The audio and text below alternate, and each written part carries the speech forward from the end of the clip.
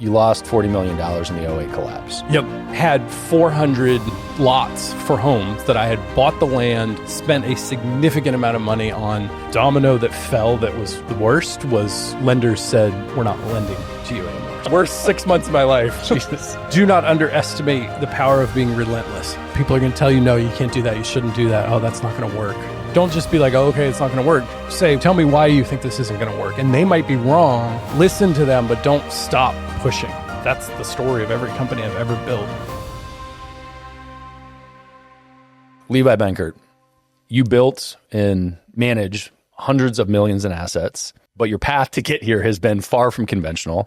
You went from owning coffee shops to doing infill real estate in Sacramento, losing $40 million in the '08 collapse, moving your entire family to Ethiopia to have a for-profit company. We'll get there. Both. So started nonprofit and for-profit in Ethiopia. Yep. Now you're managing several funds for a very narrow type of real estate, which is Class B industrial real estate in basically 2 cities in Texas under Harbor Capital. Welcome to Beyond a Million. Thank you. It is so fun to be here. This is not going to be a typical real estate episode. I talked to a shitload of real estate investors, and it isolates the audience, right? Because some people are super into real estate and they want to learn everything they can, and some people are like, fuck, another real estate episode.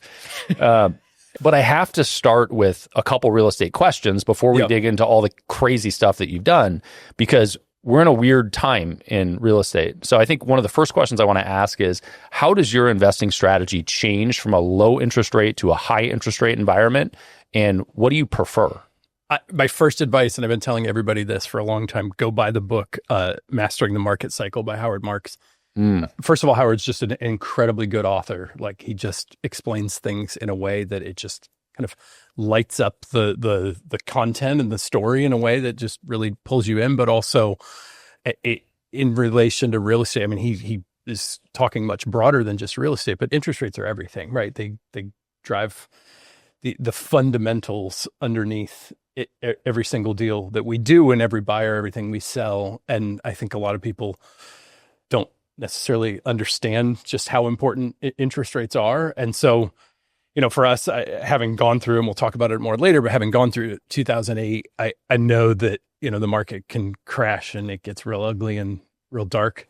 And so we always assume interest rates are going to be higher for longer and go higher from where they're at, and try to not ride the you look at the Chatham forward curve and everybody underwrites to that. We try to not ride that wave, assuming, hey, it's always going to be peachy and it's always going to get better. Chatham forward curve is wrong something like 90% of the time, but yet everyone's like, well, it's the best we have, so we got to go with it. So, we try to just assume things are going to get bad and worse. And when you do that and they do get worse, first of all, the deals you already own are fine. They're okay because you structured them for this.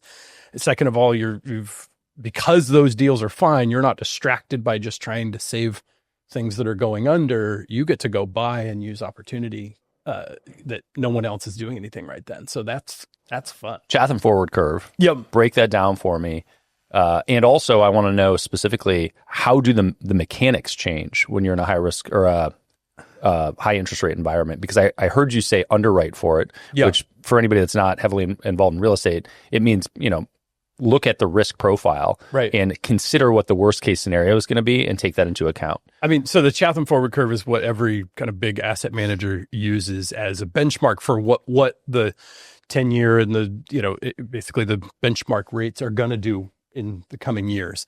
And, if you go back and look at charts of what they said it was going to do versus what they did, it's always wrong. But the assumption is these are the smartest guys in the room. And they, this is our best guess of what's going to happen. And they're taking the Fed's dot plot and, a bunch of opinions of, big Wall Street bankers and everybody into account and saying, here's what we think is going to happen. And so literally you look at any sophisticated financial model and they'll have in there plugged in a link to the Chatham forward curve, say that tells them on, let's say you're trying to underwrite a deal that you're going to sell in 3 years. 3 years from now in June, we're going to sell this building. They'll have a link in there in the Excel sheet that goes back to the forward curve, tells you what it's going to be then. And then if interest or if cap rates today are, a 7 or a 6.5 for that building, and they say the forward curve is going to go down by this, they'll have a sale price that is, at its core calculated off of a cap rate change that's tied to the Chatham forward curve.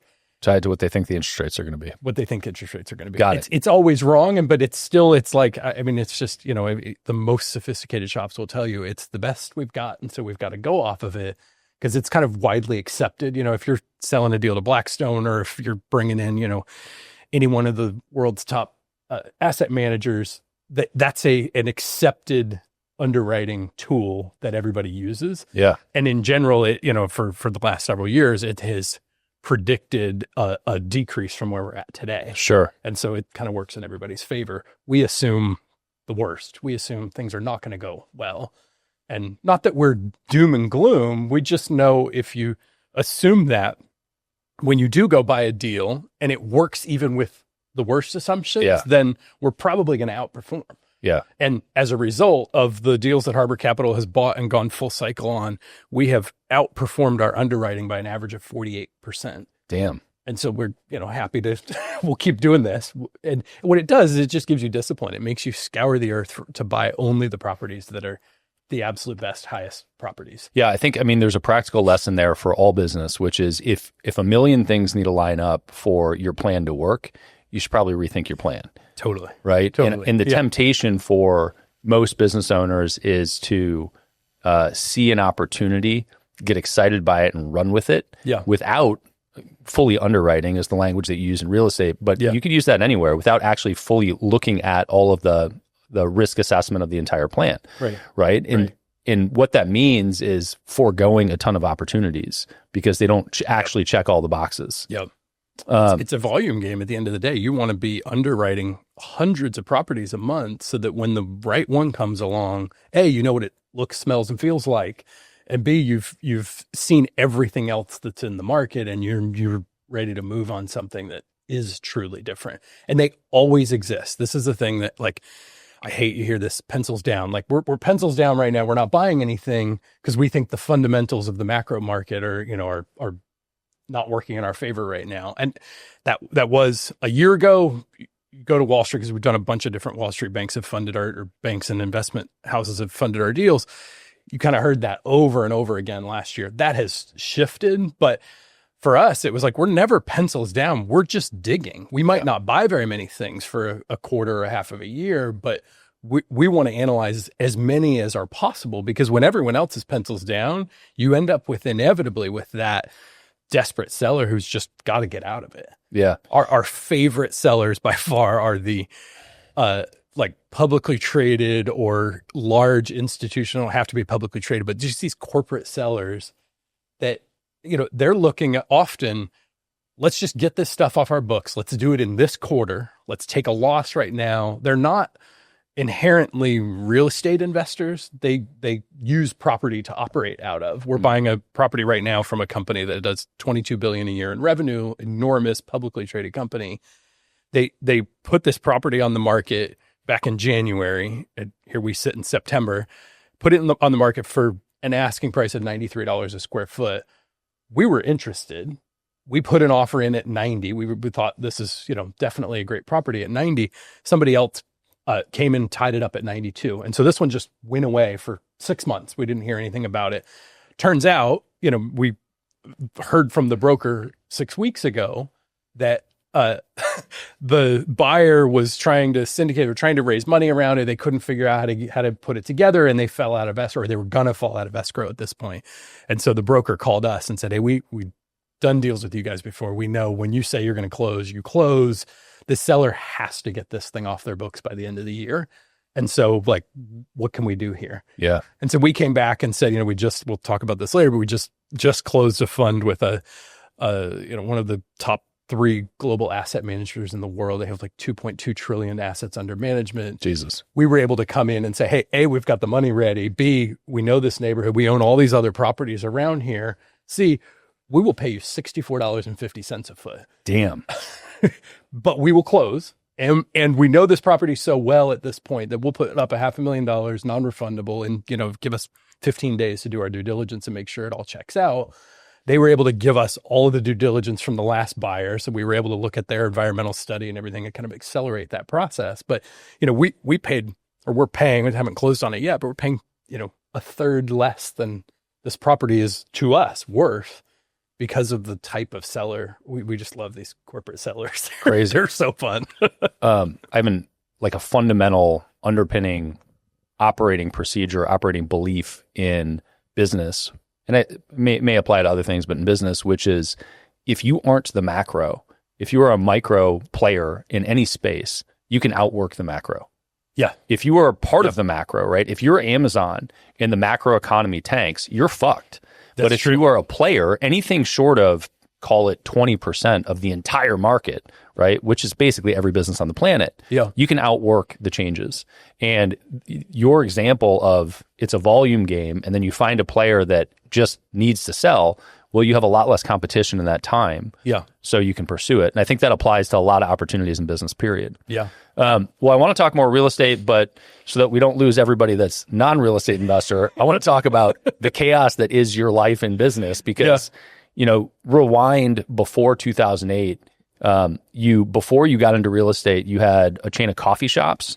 So if you can tell me a little bit about that process and how you launched from there into real estate, I'd love to hear it. Yeah. So grew up in a real non-traditional family. I was literally homeschooled, didn't get a chance to go to school, even though I wanted to. I wasn't allowed to. That's why you're so weird. That's right. But I at 15 was like, screw this. I'm done.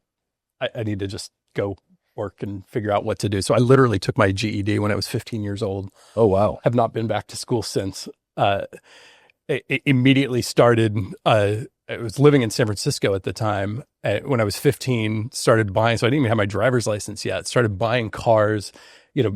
Craigslist didn't even exist yet. I was looking through the San Francisco Chronicle, the classified ads, and would go through and circle the ones I was interested in and call them. Because what would happen is people would move to the city for some tech job, have a car, and then realize parking is terrible. Public transportation is great. I have to get rid of this thing. And so I started buying. I figured it out a little while ago. I think I've owned like 85 cars in my life so far. But I started buying cars. The first one I bought was an orange 1967 Volkswagen Bug. I paid $200 for it because the guy was like, I can't even park this thing. I've got to get, I had to do something with it, and sold it for $2,500 and just did this over and over. I wouldn't even register him in my name unless I wanted to drive it. I had I wish I kept it to this day. A Carmen Ghia, you remember that? Oh, yeah. Yeah. I had a white, just beautiful condition, 1972 Carmen Ghia. I think it was like my third car that I drove for a couple of years and then sold it. But that was kind of my first experience in buy low, sell high, use the opportunity of somebody maybe being in a situation that, not necessarily distressed, but they've got to get out of it. And it's like, I just have to sell this thing. I don't really care.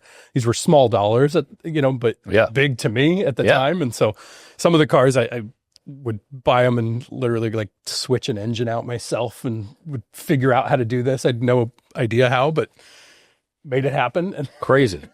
would do that for years. I worked at a summer camp as a camp counselor and met my wife there. We ended up getting married real young. So I was 18 when we got married, had our first kid a year later, and bought a house in Sacramento. So we were living in San Francisco and then moved to Sacramento right away, and moved into a little apartment, lived there for about 6 months, and then bought a house. Walked into, no money, like zero money. I was working as a welder at the time. Walked into a real estate broker's office, a realtor's office. I literally just sat down with this guy. Like, we want to buy a house. I don't know. He should have kicked us out of there. He's like, how much money do you have? $2,200. He's like, that's our down payment. And he was like, all right, we're going to use the FHA program. There's he had pulled together all of these, there was a fund that helped first-time home buyers. It was all kinds of stuff. Bought our first house for $103,000, put $2,200 down. Damn. And lived in it for a year, worked on it and fixed it up, sold it for $168,000. And I was like, oh, this is fun. It's essentially what I had been doing with the cars before, but this was real estate. While we were living there, we found an old bookstore that I went in and tore everything out of it and put a complete coffee shop in. So I did all the plumbing and electrical and built it was like a metal with concrete top, like countertops, and like did all the work myself over 3 months. Got all the permit. The the city building, the building department would come. Like the guy was basically like teaching me how to do this stuff because I didn't know. And I was like, we're going to figure this out. Opened that, ran that for a year. I actually opened a second location too, and realized real quickly that like I did not want to get up at 4 a.m. and I did not like the micro transaction business. Like I was making a little bit of money every time we sold a coffee, but it wasn't that much. Mm-mm. And so put it on the market and ended up selling the business to somebody, that came in and ran. It's still there. We went back to Sacramento last year, and it's still there and running. And, this is the first location the second location had shut down. But sold that and did, it was not, I think we sold it for $70,000 or something, but it was a sale that happened and got us kind of back into real estate. And then I just started like flipping houses. Moving into it. Just so fun. One of the interesting things that I heard was, didn't go to school, GED at 15, figured out how to replace engines when you're flipping cars, figured out how to do the plumbing, figured out how to get a house, even though you had no money and no business even trying to get a house. Yeah. Most people stop before they start in those situations. Yeah. And you, for whatever reason, didn't have a limiter to say, that's not something I can do, to the point where you like functionally got to the closing table and were like, I don't know, I just need to buy the house. And somebody was like, fuck, let me show this kid how to do this. Yeah. But that pattern's already repeated by the time you're 24. Yeah. Do you know where that came from? Yeah, you watch that, what's his name, the rock climber guy that did that big wall. Alex Honnold. And like, I kind of resonate with the like lack of fear. Like it's probably a healthy fear I should have that I don't. I don't like, even though, we'll talk about it later, but 2008 failing, losing everything was super painful. I wasn't scared enough of that before that happened to know kind of just how bad losing everything would be, but also had this, a little bit of like a chip on my shoulder of like, I would walk into a meeting, a situation to try to pitch an investor, whatever. And they, like I felt like everybody else was kind of in this secret club that I wasn't in. They all went to college. They all kind of used terminology I didn't know, understood kind of the way the world worked in a way that I didn't. And it was pretty early though it was early 20s that I realized that wasn't the advantage that they all thought it was. And that I could actually go kind of figure out the fundamentals of what was really going on in a way that was like really powerful. I don't know, like we were talking about before this started, like some real estate's special, right? And you walk up to a house, and my wife was really good at this, like would find a house on the market and I'd take her by there and like this one has a feel to it. Like there's something about certain properties and it's the same with industrial properties. Like there are some properties that work better for the function that they were intended for than others. And there are some that just shouldn't have been built in that location, Yeah.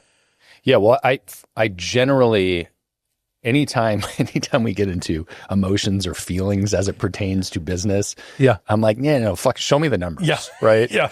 Show me the numbers. Like, and at the same time, I agree with you that sometimes there are parts of life that you can't put your finger on, and there is a sense that I can't granularly, logically identify the elements that make this thing quote unquote special. Yeah. But I know that that's it. Yeah. And I don't know if it's a gut feeling or maybe it's a whole bunch of data that has brought me to a subconscious decision. Yeah. But there is this sense of something special. So you then dove into what is referred to as infill in Sacramento, which is going into an existing city and adding property to infill the space that's open. Right? And sometimes that's putting brand new houses and empty lots. Sometimes it's adding additional properties on a lot. So like an additional dwelling unit, a guest house, something like that. Yeah. How did that shake out? And did this sentiment of finding special properties play into that at all? Or was this strictly numeric? Let's figure out how to make so there was one particular transaction before that was kind of the link between just flipping houses, which, I mean, we were buying houses that were $150,000 to $200,000 and selling them for, we would make $30,000 to $50,000 every time we do it, and did it over and over and over again. This was, I mean, I don't think you could do this today with the mortgage environment the way it is, but we were using Countrywide and wow, just traditional lenders. But I mean, at the time, Countrywide was like, we'll do 2 owner occupied houses at the same time. Sure, you guys will pick later which one you want to live in. It's fine, like crazy. These stated income loans. I mean, I was 21 years old and at one point had, I think it was 5 houses under contract to buy, and was, I think it was 2 different lenders I was working with. So you are the reason that the mortgage collapsed. Yeah, exactly. Exactly. No, they should not have been offering these loans to people. I did really well for them because I helped them originate so many loans because we were buying good real estate, remodeling it, and selling it back to the market, and the market was thrilled to buy these things. But there was one house that came on the market. So we were living in Sacramento. This one was in West Sacramento, so just right over the river from in Sacramento, California. This house was the most expensive house to ever hit the market in the city. It was $890,000 on 5 acres. It was a doctor had built it, just this obscene 6,000 square feet. It was like a kind of Victorian revival type house with a pool and a guest house that was huge. I mean, it's just this like sprawling property. But I looked at it and was like, wait a minute, it's on 5 acres and it's zoned for 1 acre lots. Let's buy it, and the lots are worth more here. Like this doctor was just selling it as if you wanted to like have horses out here. And so, this was still fairly early on. I mean, this was probably the, 10th house or something that we'd done. And I didn't have, we were doing okay with this, but we're mostly supporting. We had two kids at the time. We were mostly kind of just supporting the family with the flipping houses. It wasn't like it was just this crazy amount of money we were making. But this house came on the market. I put $40,000 down to buy an $890,000 house. I'd just gotten my real estate license to try to make the process of buying and selling houses better. They did that mortgage like as if I was a real estate agent. This is what I did. I'd never actually done a transaction at the time. Again, why I don't know why they were loaning money to people like this. I was 23 years old when this happened. Bought the most expensive house that ever sold in the city. We moved into the mansion.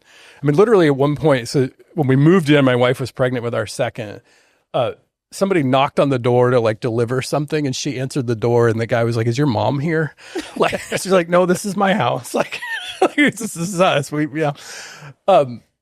split the lots on the property, sold the lot. Actually, one guy came in and bought all 3 1-acre lots, and then the house was on 2 acres. Sold that for $890,000 and then sold the house. We lived in it for 15 months, sold the house for exactly $890,000. So I think we spent $40,000 or $50,000 on the process to split it. But in 15 months, it was like, okay, now we're doing something here. So that was the like transition to, I'm not flipping houses anymore. We're going to do property development.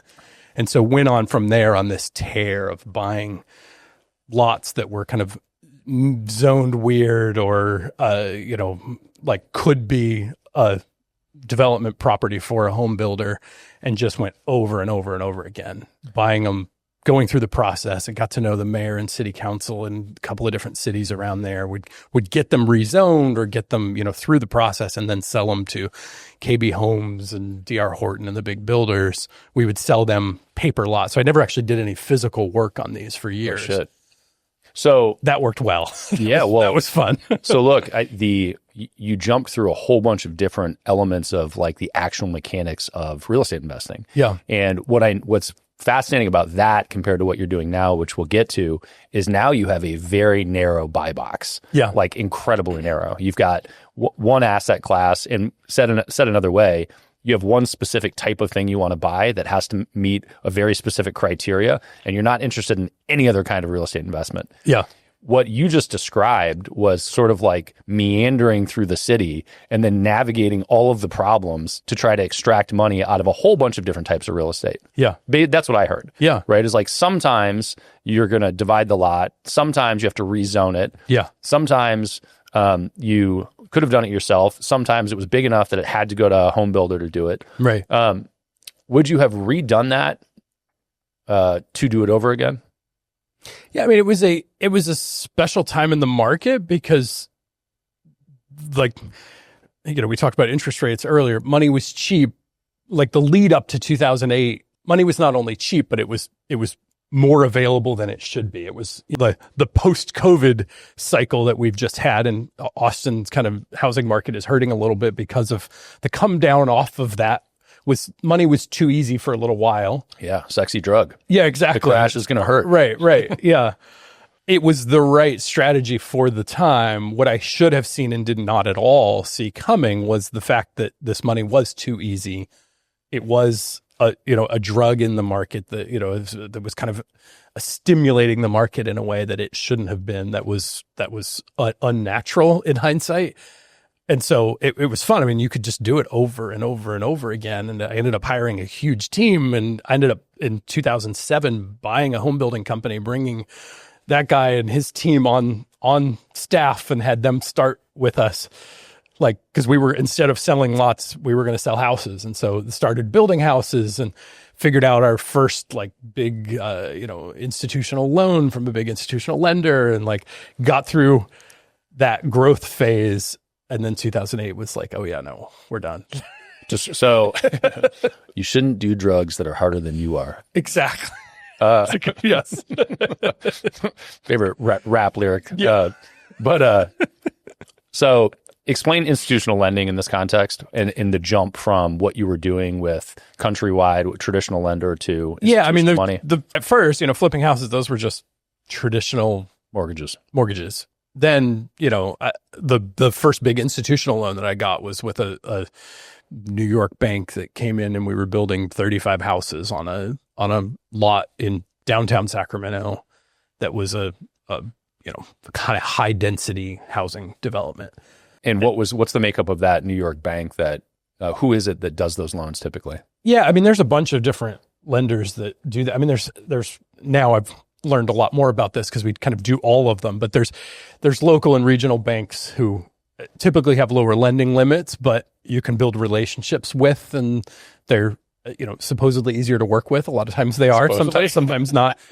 Then there's the larger kind of institutional banks, which are typically New York based, but have branches all over the place. They can write larger checks and kind of want more kind of institutional grade borrowers. They want more sophisticated underwriting, and they want you to present a little bit better. And then there's other kind of asset manager type lenders that come in with a little bit more type creative financing. And then there's CMBS loans, which is the commercial mortgage-backed securities. Those are, that's kind of a dirty word because of 2008, but those are still a very highly functioning part of the market. They only want stabilized deals that are, you've got tenants in place and it's in a good market and you're going to be fine. Those are typically very low rate, but if you get them, you're in a good spot. And then there's life insurance companies. We do a lot of borrowing from life insurance companies too. Yeah. Oh, interesting. Yeah.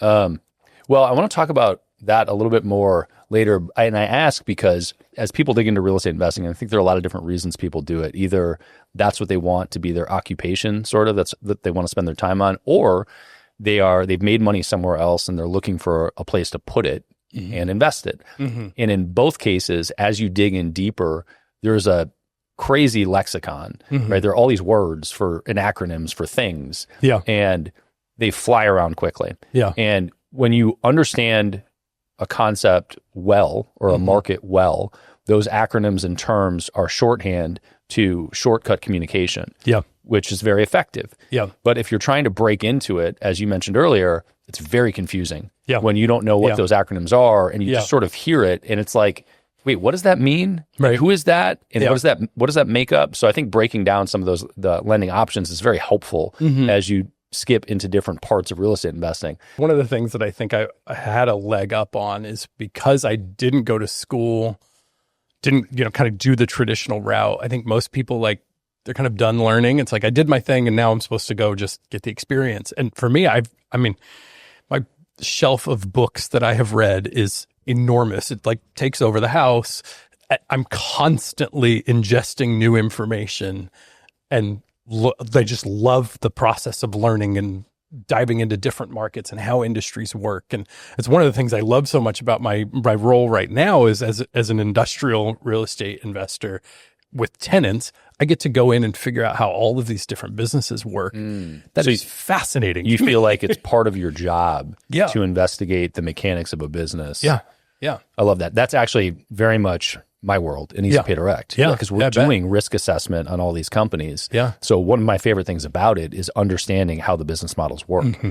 And for us, I guess somewhat similar is, we get 500 applications a month. And now the business models I know very, very well. But when a new one pops up, I'm like, oh, that's interesting. Yeah. Wait, what are you doing? Yeah. How are you doing that? And how are you making, fucking $1 million a month doing it or whatever?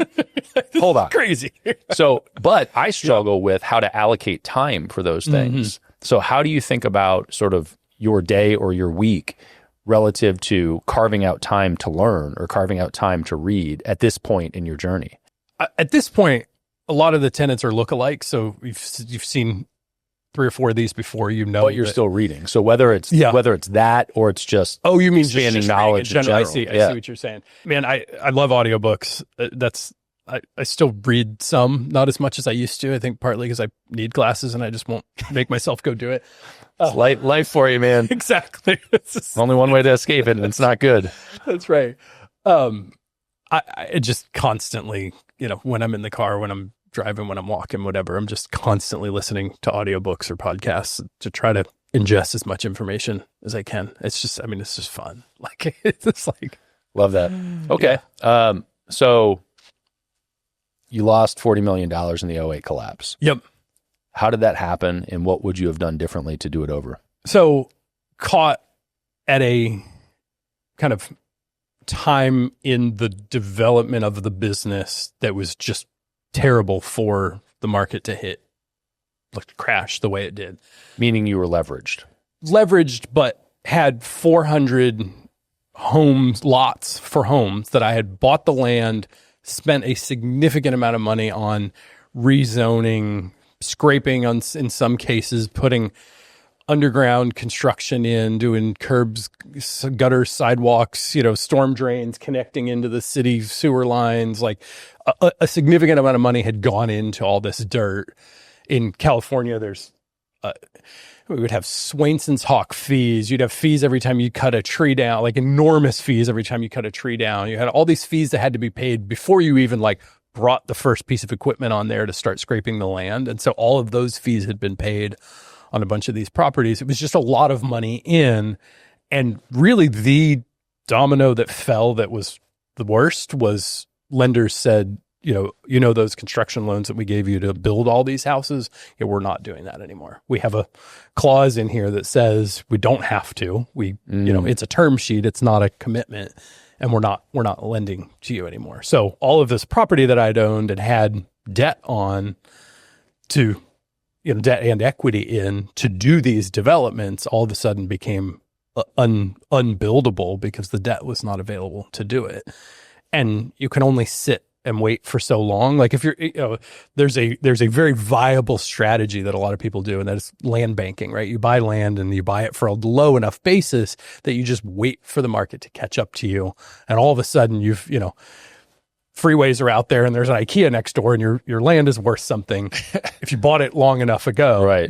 It's great when you're thinking of generational wealth, but the key there is low holding costs. You haven't spent a lot of money on that property and your property taxes are low. For us, it was just an enormous amount of money went into the ground already. Yeah. And so had that, just really painful process of calling all the investors and saying, hey, I don't have an option here.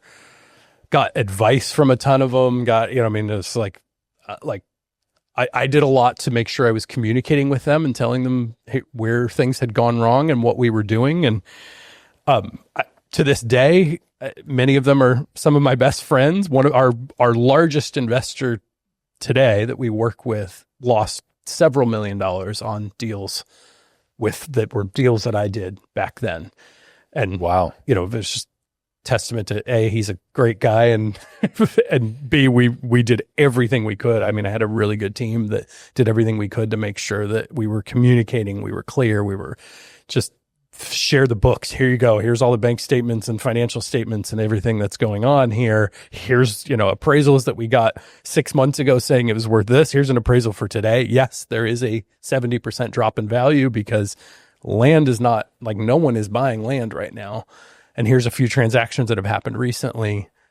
And, it ended up kind of, it was 14 different properties. So it's kind of a different story for each one, but ended up in some of them we did short sales. Some of them the kind of primary investor on them were for first deed lender took them over and did something with them later. But frustrating process for sure. I had a dear friend who was my kind of number one employee that I'd brought in, had to lay him off. He was one of the last ones to go, and let him know that, like, we just didn't have the money to keep paying him. He went home and had a kind of liver condition that had been latent for years that he knew about, but, like, he died 3 days after I laid him off. Oh my God. And was presumably healthy. I mean, no one knew anything was going on. And I mean, I remember just internalizing that, like, I basically killed this guy, because it was like, for the way I processed it, and in hindsight, this is not what happened, but the way I processed it is I had failed and brought this situation on, where the stress in his life is what killed him. Had 2 kids, and it was just gut wrenching. And then right around that same time, within 2 weeks of that, my brother committed suicide. Oh my God. Had just a 10-year struggle with drugs and alcohol, and got to a point where it was like too much. And I mean, it was just like, so suboptimal situation. Absolutely. Yeah. Just worst 6 months of my life, Jesus.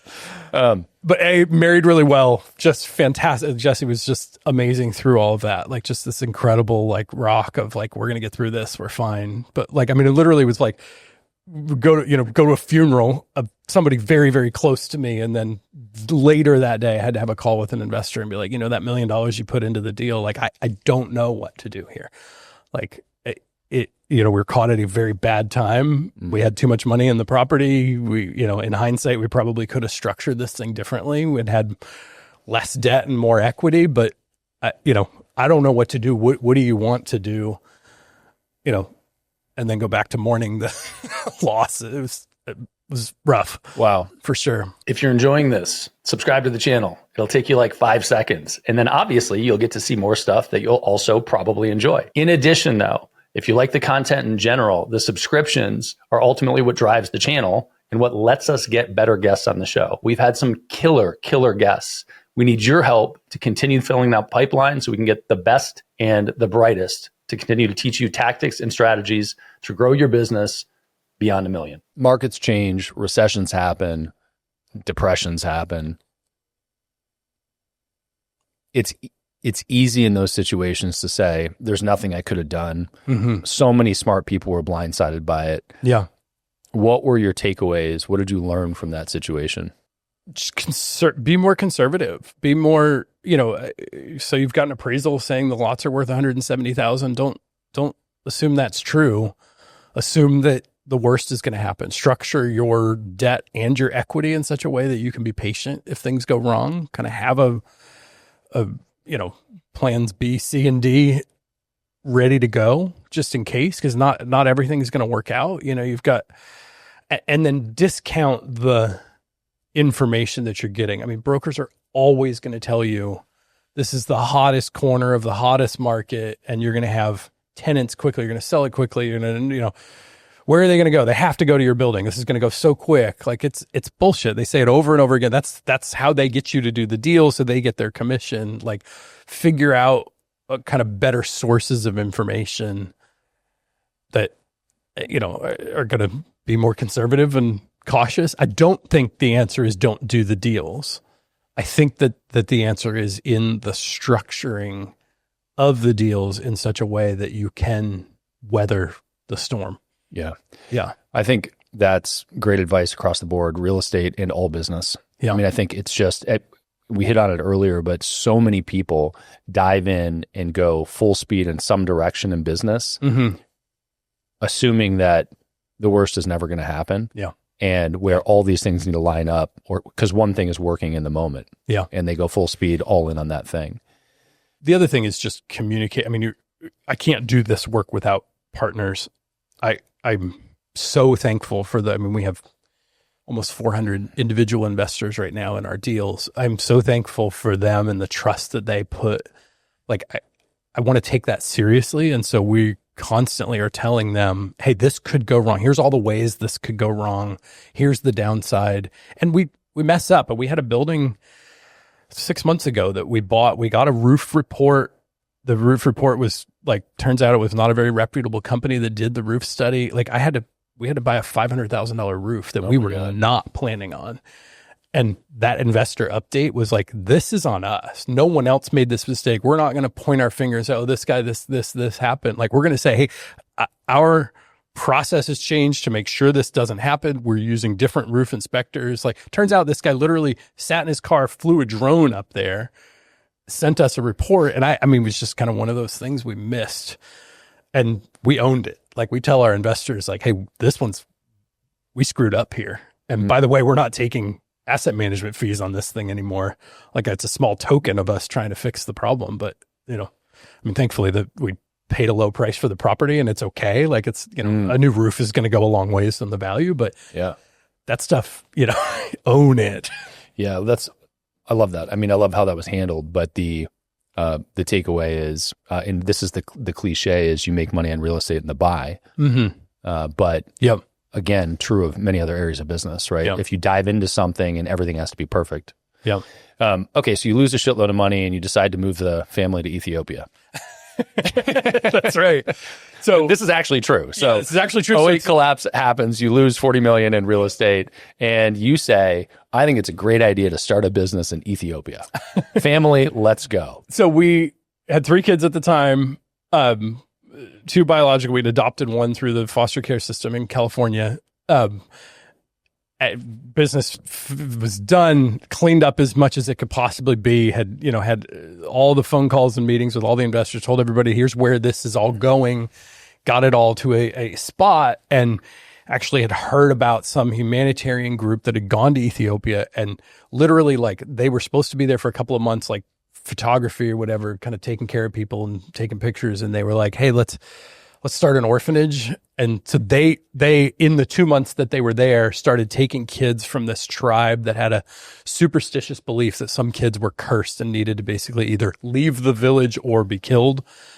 And so, love their hearts that they decided to do this, but they were all like 17, 18, 19 years old and started an orphanage. Oh my God. And so they had 9 kids in this little house that they rented, but that was the whole plan. Like, no one had thought through anything further than that. So we found out about this, and my wife is the one that was like, hey, let's go do something different with our life for a little while. Like, I don't know how long, 6 months, a year. Let's go see what the situation is and go help. We can help, right? We could probably help do something and stabilize. Did you have any money at that point? No money. No. So we literally started put a Facebook page together. We're like, we're going to go do this. If anybody wants to help, donate, we'll use this money to we'll take a tiny little salary ourselves, but take care of these kids. Went over there, got this, it just grew exponentially. We moved there was 9 kids. Within 6 months, there was 42 kids. And started this whole, started a NGO in Ethiopia, 501c3 in America. And this thing just kept growing and growing. My wife was kind of the one figuring out how to run this organization and do the day-to-day and take care of the kids and stuff. And I was doing a lot of the fundraising for it. But I mean, it's crazy. So we lived in a house. I mean, it was square walls, but literally mud walls house, 18 hours from Addis Ababa, which is the capital city of Ethiopia, dirt roads, mud roads, crossing rivers to get out to this little town that we lived in the middle of nowhere. The power was on sometimes, there was some power in the city on a generator. Damn.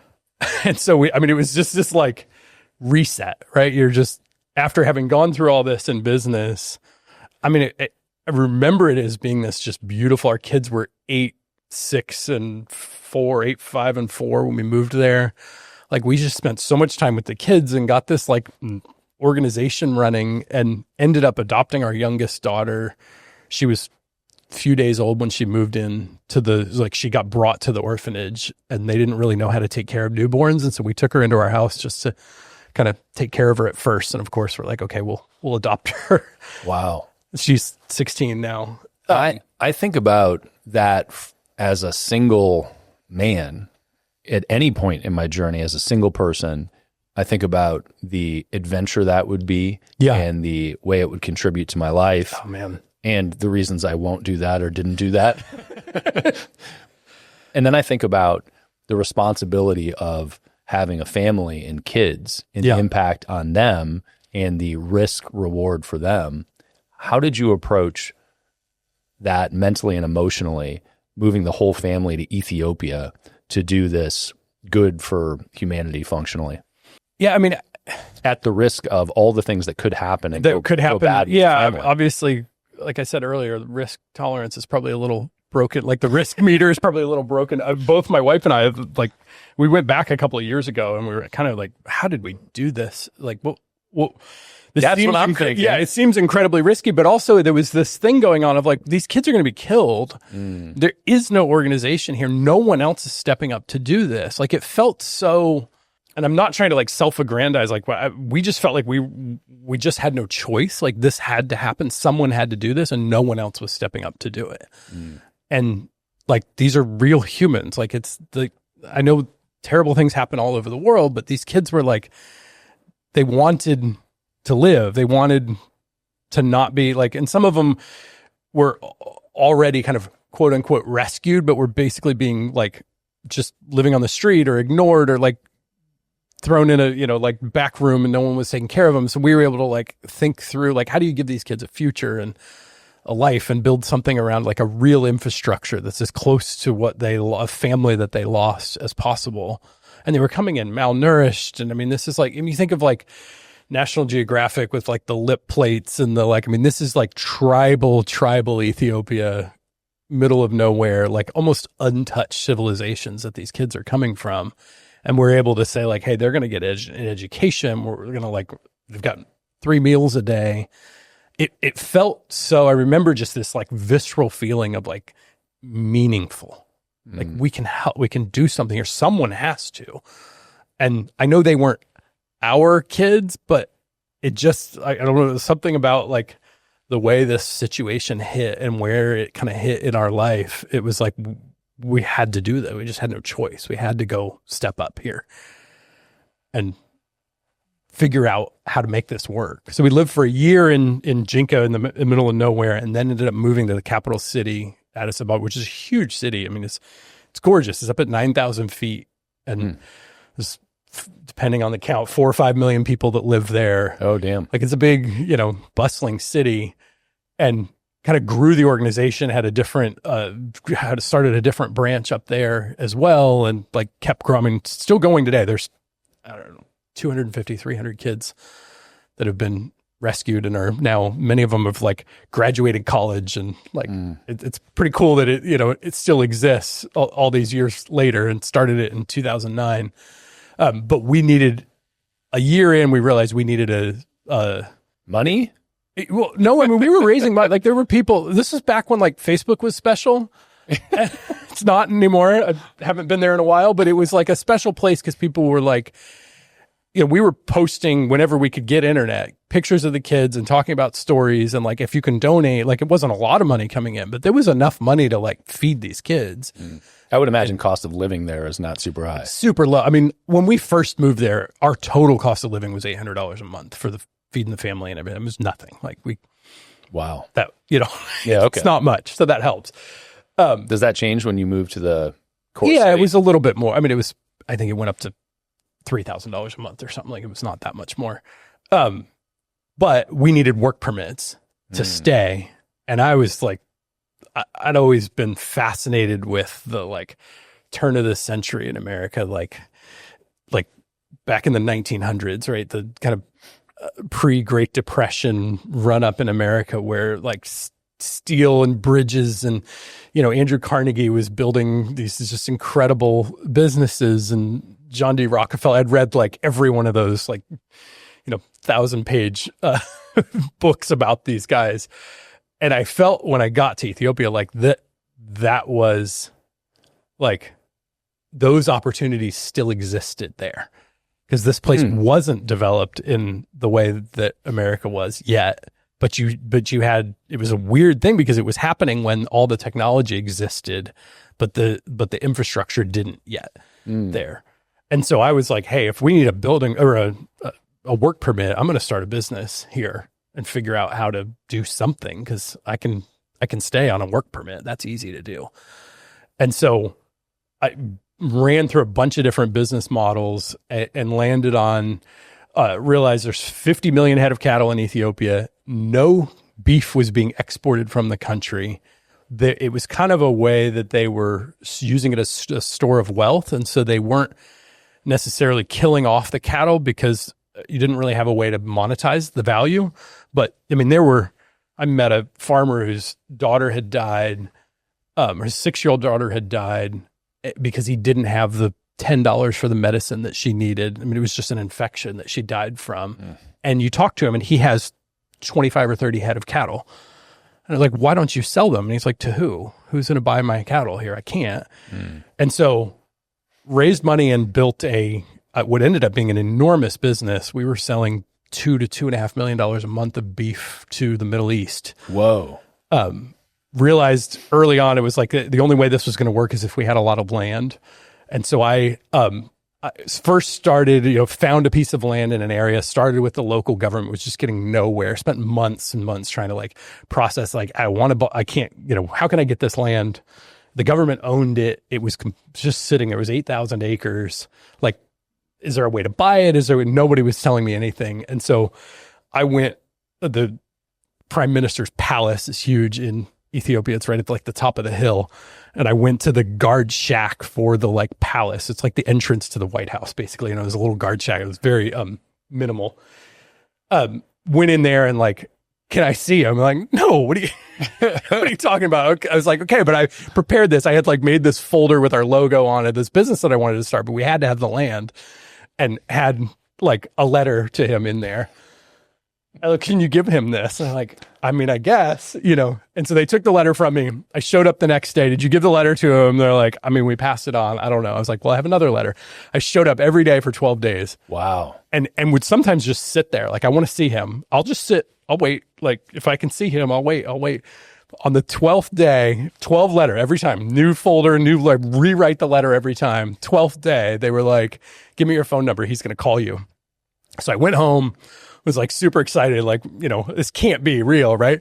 I literally got a phone call from the prime minister of Ethiopia. It was 9:00 at night. He called. I jumped out of bed, answered this call.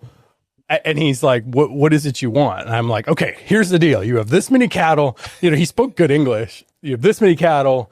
You've got this, here's the markets I can sell it to. I've already been to Dubai. I found buyers. I just need the land, and I'll be able to buy the young cattle from the farmers so they'll be able to have the income and produce cattle that lowers the size of their herd, but turns it into a money generating. Because otherwise they just get older and older and older and share the grass with the other ones. It's just a very unproductive system. And he was like, all right, let's do it. I'm going to give you the number of my fixer guy that is going to help you through the process. And I think it took 3 months, but got the deed for, they do it with leases there, but it was a 100-year lease on 8,000 acres of land. And went in and hired a team, and we drilled wells and started growing our own corn there, and built many thousand. I don't remember what our capacity was. It was 9,000 head of cattle that we would buy them when they were 3 months old, put them on feed for 3 to 6 months, slaughter them in the slaughter facility, ship beef to Dubai, Qatar, Iran, all over the Middle East. Dude, that's fucking insane. What the actual fuck? So, okay, what were the economics of the business, and why aren't you a cattle czar now? So the economics from each individual cattle were good.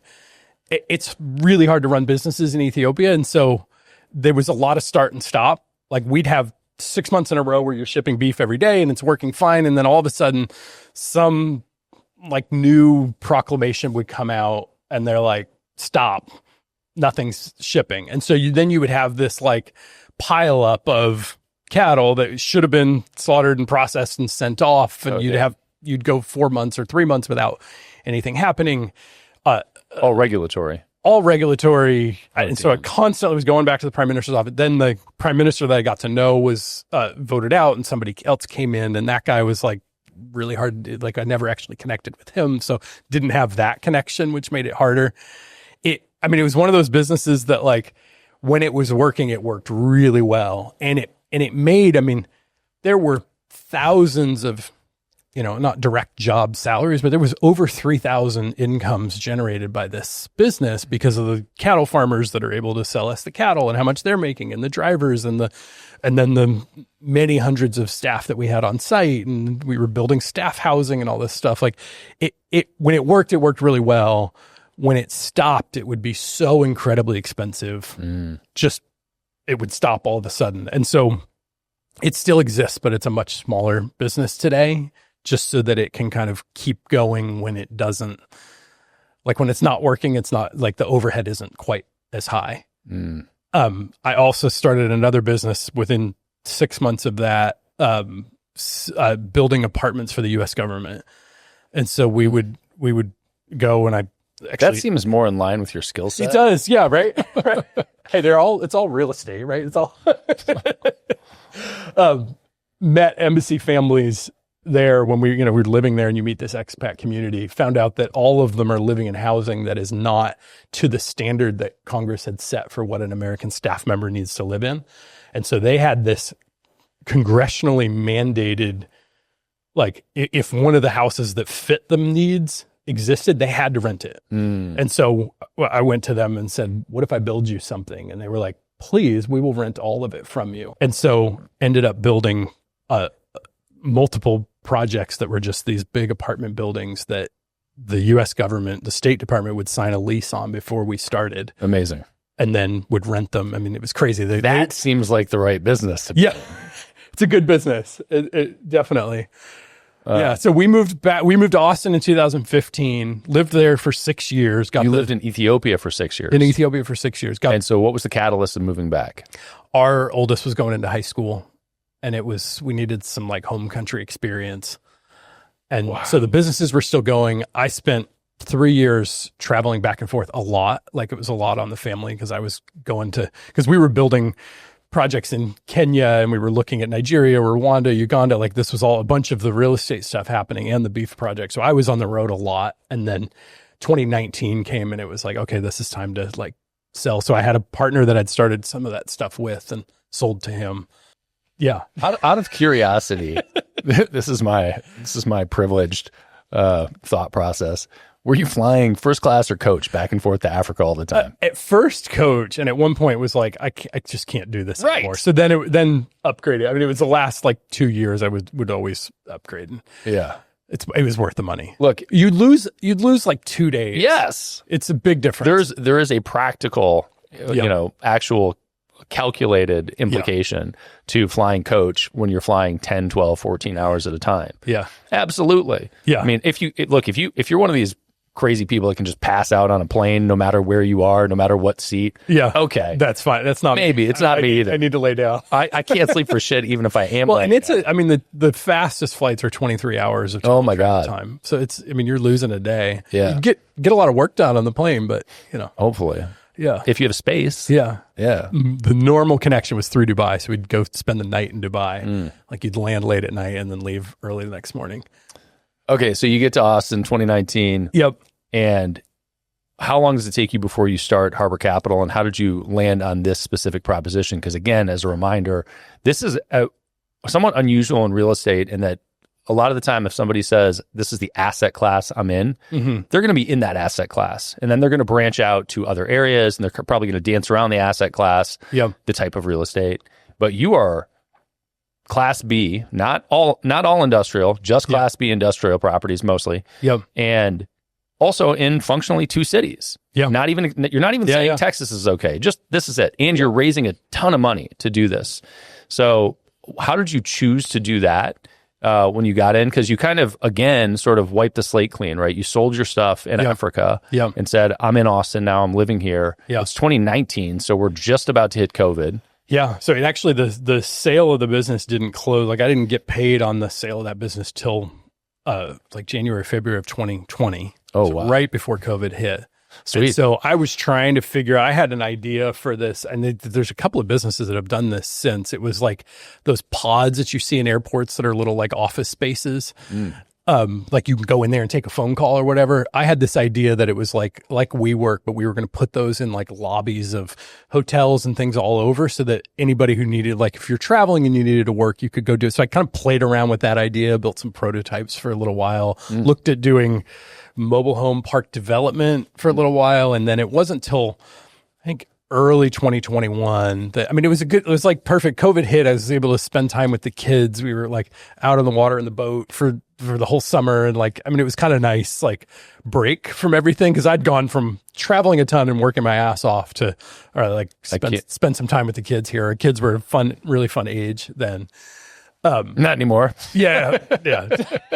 Well, I've got 3 in college now, just 1 at home in high school. So they're all busy and driving and doing their lives. It's not as, not the same. But then I started buying industrial buildings myself, just with my own cash, trying to see, hey, I had done a bunch of investing with others in that and liked the space and thought this might be a way to stay close to home in Austin, like close enough to home to be able to get back by the end of the day for dinner. And I love Texas. I love the kind of economics of the dynamics between Houston, Dallas, San Antonio, like that Texas triangle is really dynamic. Mexico being right there is a big deal. The port in Houston, like there's just some like really vibrant dynamics, and the industrial market, there's just not enough of that real estate, especially to support the post-COVID boom. I mean, the port in Houston is still doing double the volume that it was pre-COVID. Like it just, there was a lot that happened here. Like this just happened to be the perfect spot for the after COVID world. And so that was a really good market that made sense. And it was kind of going back to my roots of like structuring real estate deals in a way that it's like, how can we do this conservatively, and how can we learn from all the things that I've learned over the years and put a business together that it's kind of like this. I mean, how old was I? I was 39, 40 when I started it. It was like this swan song business. It was like, I'm going to do this right this time. Like it's just going to be me. I'm going to have, fantastic employees that run everything, but like, this is my business. I'm going to like be the decision maker. I'm not going to have a co-founder here. Like this was time to apply all of those lessons learned. You got into industrial. You listed a bunch of things just now that are good about Texas in general as an ecosystem. What is in industrial for, I believe this is true today, but in the last 2 years has been one of, if not the highest producing real estate asset class out there. Why do you like industrial yourself in 2025? That is the same or different than in 2020 when you decided to get in the first place? We're in Houston, Dallas, and San Antonio and Laredo. So we actually are in four markets. Okay. Yeah. I don't actually love industrial as a holistic, like just take it all. There are certain parts of industrial that are not doing great right now or overbuilt. I like to think of industrial as kind of 3 different buckets. There's the small bay or shallow bay. That's the basically glorified storage units. They're 1,000 to 3,000 square feet. Somebody comes and they want to, it's their first maker space kind of business, right? They're going to run a small business out of there, and this is the first space that they get to try to see if they can be a business owner. As the economy starts to falter, those tenants will just wrap up and go in their garage. And so you have a very non-sticky tenant base that you can't get over that turnover. Like nothing you can do will keep them there. Yep. That doesn't really work well. The other thing is you get personal guarantees we do from all our tenants on the lease.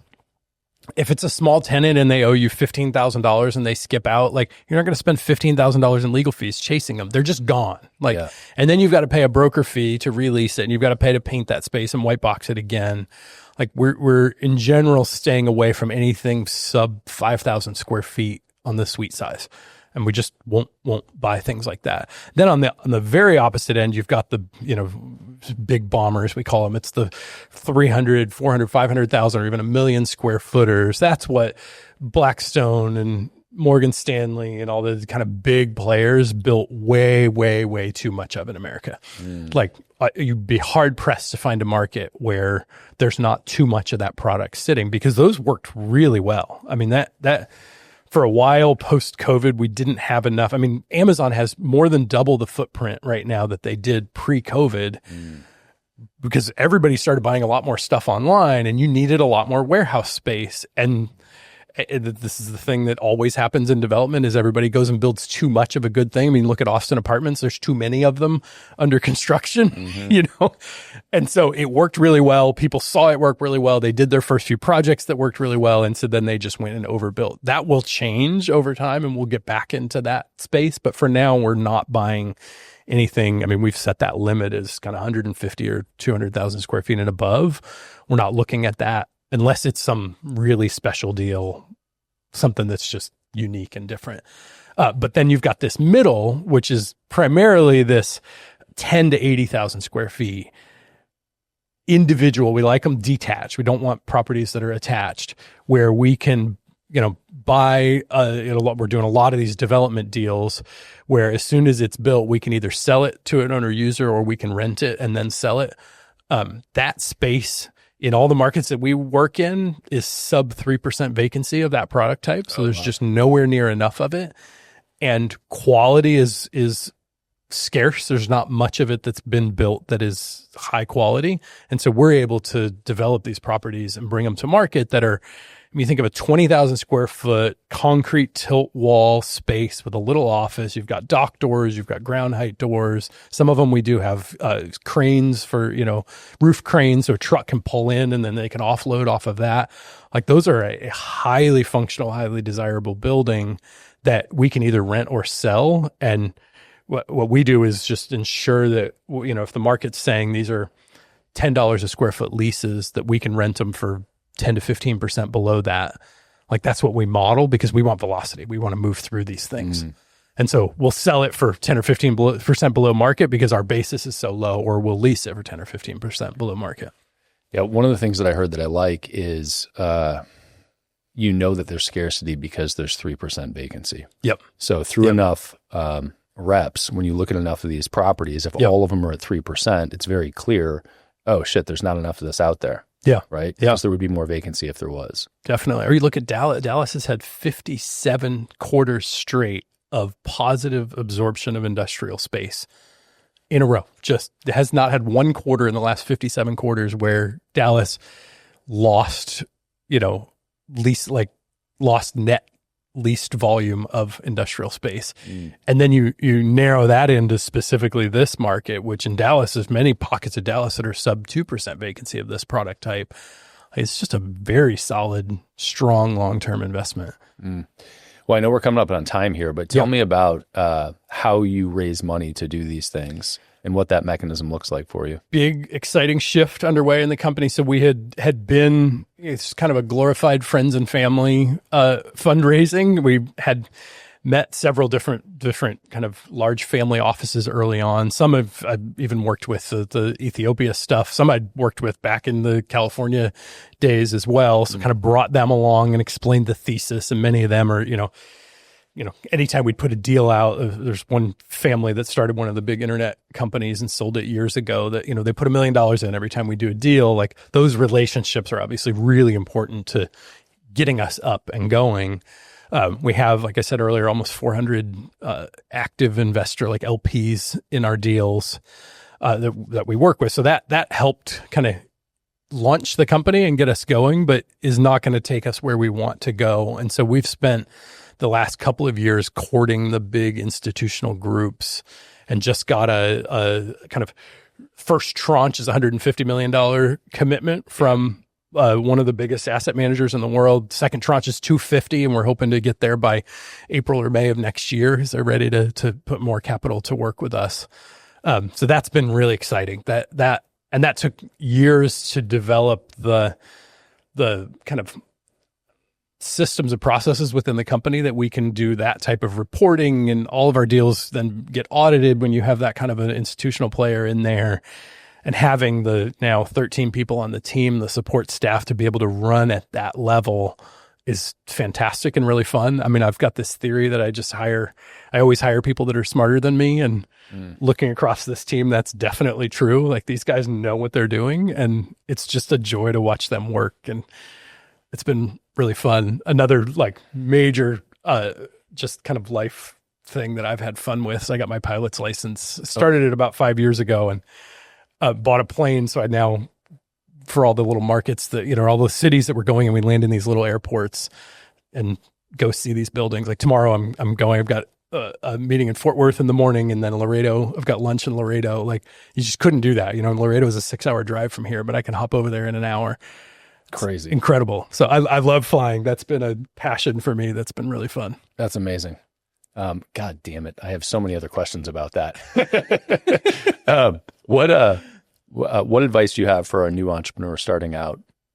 Do not underestimate the power of being relentless. Like, don't listen to no. Like, people are going to tell you, no, you can't do that. You shouldn't do that. Oh, that's not going to work. Like, and I'm not saying be dumb. Like, try to learn from that. Like, don't just be like, oh, okay, it's not going to work. Say, why? Wait, why? Tell me why you think this isn't going to work. And they might be wrong.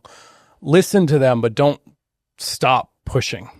And I mean, that's the story of every company I've ever built, is just relentless, relentless, relentless.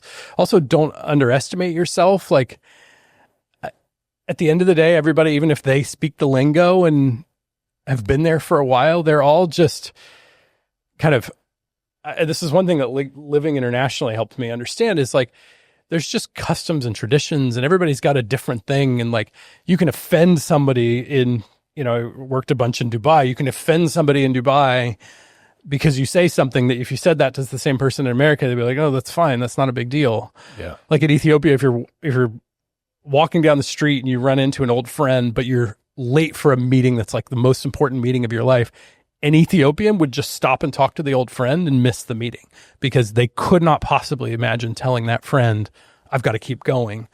Like, it's just interesting. You see all these like cultures, and you realize it's all just cultural bullshit that has no real basis. So like, being relentless on your own and deciding like, I'm doing this and I'm going to break the rules. Like, people have a lot more forgiveness for you breaking the rules than you think they would.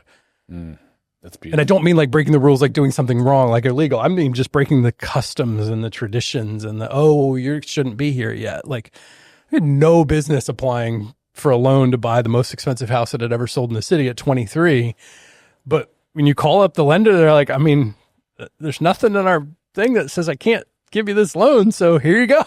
It's like, yeah. I love that. Yeah. Levi, where do people find out more about you? Harborcap.com is the website. We are in the process of raising a fund to match that money that we got from that asset manager. We are looking for new kind of large family office investors. It's always a fun part of my job, is I do a lot of just connecting with investors. And so, yeah, harborcap.com. I love it, man. I appreciate you carving out time, dude. I'd love to ask you more questions. Maybe we'll do a round two. Let's do it. We need to go climbing again. Yeah, fuck yeah. Let's do it. All right, awesome. Man. Thanks. My director of marketing told me to read this. Thank you for tuning in to Beyond a Million. If you liked this podcast, please subscribe and drop a comment below. We'd love to know your thoughts. If you want to learn the strategies that our guests such as Neil Patel, Amy Porterfield, and Grant Cardone use to scale their business, you can find more episodes on our website at beyondamillion.com.